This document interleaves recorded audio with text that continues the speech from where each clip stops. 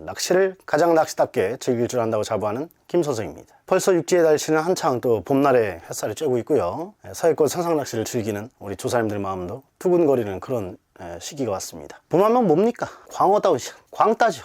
선상 출조에 앞서서 낚시 유튜브 채널을 시청하시는 우리 형제 자매님들 중에서도 생각보다 꽤 많은 분들이 선상 낚시에 대한 경험이 적고, 그 중에서도 광어 다운샷에 대한 경험이 없거나 기본적인 준비도 취약한 분들이 좀 많다는 사실을 좀 알게 됐습니다. 그래서 초보를 위한 광어 다운샷, 광따를 위한 기본적인 준비와 방법론, 이런 걸 저의 얄팍한 경험을 바탕으로 해서 누구나 알아듣기 쉽게 풀어보는 얄팍한 낚시 클래스 광어편을 시작합니다.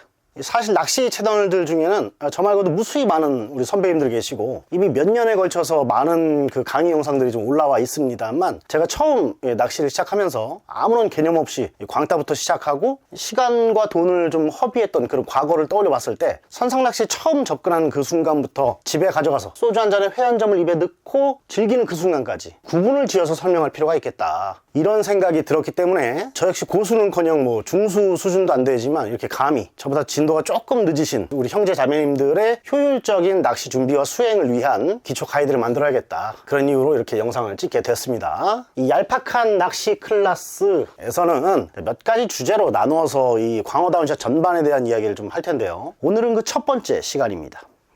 좀 거창하게 들릴 수도 있겠지만 이 광어의 일대기라는 소제목으로 시작해 보겠습니다. 이 광어는 가자미목의 넙치과에 해당하는 그런 어류로서 자기보다 몸집이 작은 다른 어종이나 새우나 갑각류, 뭐 하여간 오만 잡것을 주로 좀 먹고 사는 잡식이자 육식성 어종입니다. 광어, 넓을 광에 물고기 어짜죠. 우리말로는 넙치라고 하지만 흔히들 광어라고 더 잘 알아들으시기 때문에 제 영상에서는 넙치 대신 광어라고 표현을 하도록 하겠습니다. 이 광어가 봄, 여름에 걸쳐서 산란을 한다고 그렇게 알려져 있지만, 실제로는 11월에 잡히는 광어도 알이 들어있어가지고 꼭 따뜻할 때만 산란을 한다, 뭐 그렇게 보긴 힘들고요. 성장 환경에 따라 차이가 있을 수는 있지만 같은 환경에서는 암컷이 수컷보다 성장이 빠릅니다. 이 어릴 때는 특히나 암컷이 수컷에 비해서 최대 2배까지도 좀 빠른 성장 속도를 보이는데, 같은 나이에 성체를 보더라도 암컷이 수컷보다 10% 이상 더 크게 자라게 되고요. 보통 6년 이상 성장하게 되면 7자 이상의 대광어로 성장한다고 합니다. 수명은 20년 안팎으로 보고 있는데 더 오래 장수하는 그런 녀석들도 있고요. 광어가 서식하기 좋은 수온은 13에서 18도 정도로 알려져 있는데, 더 높은 수온에서도 적응하는 데 문제가 없어서 수온이 25도 이상인 여름철에도 잘 잡히고요. 겨울에는 서해보다 비교적 따뜻한 이 남해나 제주 이 아래쪽 바다에 서식을 하다가 봄철 수온이 올라감에 따라서 북상을 해서 인천 앞바다까지 올라오게 됩니다. 광어는 산란 직후부터 부화까지 열흘에서 보름 정도의 시간이 소요되는데, 수온이나 계절, 산란 환경에 따라서 이제 부화까지 걸리는 시간에도 차이가 좀 있고요. 알에서 막 깨어난 치어는 눈깔이 한쪽으로 몰려있지 않고, 이렇게 눈깔이 한쪽으로 쏠리지 않고 좌우 대칭으로 생겼어요. 이 치어 단계의 성장 과정 중에 눈깔은 이쪽 위로 올라가고 주둥이는 반대로 이렇게 머리가 뒤틀리는 거죠. 이렇게 모래바닥처럼 보호색을 갖추면서 바닥 생활을 시작하게 됩니다. 이쯤에서 광어의 생김새를 한번 살펴봅시다. 자, 턱은 이렇게 날카롭고 이빨이 아주 거칩니다. 아래턱이 좀 더 삐져 나와 있고요. 그리고 요 위에 몸뚱아리가 이렇게 둥그렇게 생겼다라고 가정하고, 꼬랑지, 지느러미는 날개처럼 펼쳐져 있는데 아래쪽 지느러미는 갈라져 있습니다. 그리고 이 중간에 조그만 지느러미가 하나 있고, 참돔 같은 경우는 측선이 이렇게 부드럽게 있는다든지, 고등어 같은 거는 일자로 측선이 만들어지게 됩니다. 근데 광어 같은 경우는 물음표로 띄게 돼 있고요. 물음표는 어떻게 되냐, 원래는 이 측선이 맞아. 근데 머리통이 뒤틀렸기 때문에 뒤틀린 방향대로 이 측선이 올라가게 됩니다. 그래서 위부터 이렇게 해서 지느러미 밑으로 이렇게 만들어지는 측선을 볼 수가 있습니다. 광어 입장에서 봤을 때는 시계 방향으로 이렇게 머리가 뒤틀려 가지고 이런 측선을 갖게 됐다, 이렇게 이해하시면 되고요.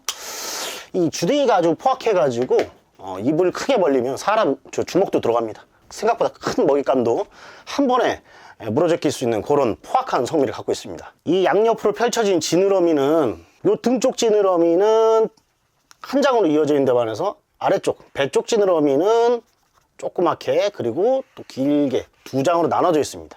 바로 그 갈라진 지느러미 사이, 여기가 바로 똥오줌을 지리는 항문이고요.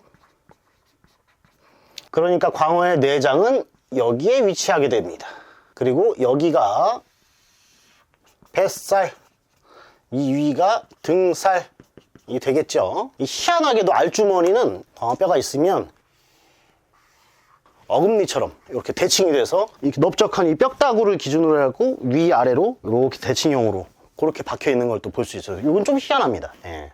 광어도 다른 어류들과 마찬가지로 양식에 비해서 자연산의 성장 속도가 더딥니다. 예를 들어서 뭐 대충 4자 정도를 넘어가는 그 정도로 성장하는데 양식은 1년이면 되지만 자연 상태에서는 3년 정도가 걸린다고 합니다. 봄철의 대광어 낚시는 이 간촐한 채비를 즐길 수 있는 나름의 좀 빅게임이 아닌가, 뭐 그렇게 좀 부르고 싶은데, 대광어 낚시를 가시면 우리 모두 한번 미터급 대물을 한번 좀 꿈꿔보지 않으십니까? 자연산 광어 최대어 기록을 키워드로 해서 온라인에 검색을 해보면 110cm, 뭐 111cm, 뭐 이런 정도로 최대어 기록들이 간간히 있는데, 경기도고 충청도 간에 하여간에 그 해마다, 각 항구마다 매년 1m가 넘는 광어는 몇 마리씩 나온다고 보시면 됩니다.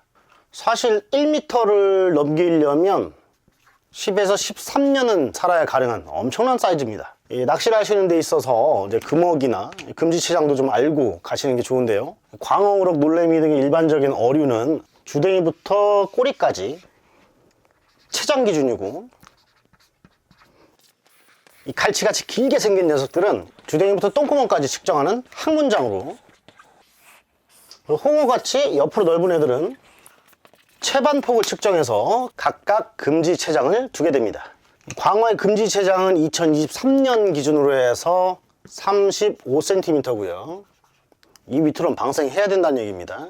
양식이 가능해서 그런지 아니면 뭐 보호의 필요성이 그렇게 높지 않아서 뭐 그런지 몰라도 금어기는 따로 없습니다. 마리수 조항을 얻고 싶은 분들이나 탱글한 식감과 고소한 풍미가 가득한 그런 광어회를 맛보고 싶은 분들은 늦가을 출조를 권장합니다. 아무래도 산란기에 영양분을 아래 쏟아부은 녀석들보다는 겨울나기를 위해서 몸에 지방을 저장하는 그런 늦가을에서 초겨울 요 시기에 광어 낚시를 가시면 사이즈는 좀 작지만 그래도 마리수를 좀 많이 잡을 수 있고 횟감으로서도 더 훌륭하기 때문에 남들이 끝내 갑오징어 낚시를 갈 때 광어 출조를 하는 배가 있으면 꼭 한번 나가보시기 바랍니다. 저는 개인적으로 봄철에 잡으면 이제 뱃살은 회, 초밥 이렇게 날 것을 먹고, 등살은 생선 가스, 구이, 스테이크 이런 걸로 먹는데요.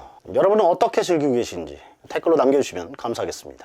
오늘 이렇게 매력적인 우리 광어라는 녀석에 대해서 살짝 알아봤는데요. 다음 영상에서는 광어다운 샷 준비에 대해서 우리 초보 형제 자매님들도 쉽게 알아들을 수 있게 이야기해 보도록 하겠습니다. 오늘도 가볍게 하나 배워봤습니다. 김선생입니다.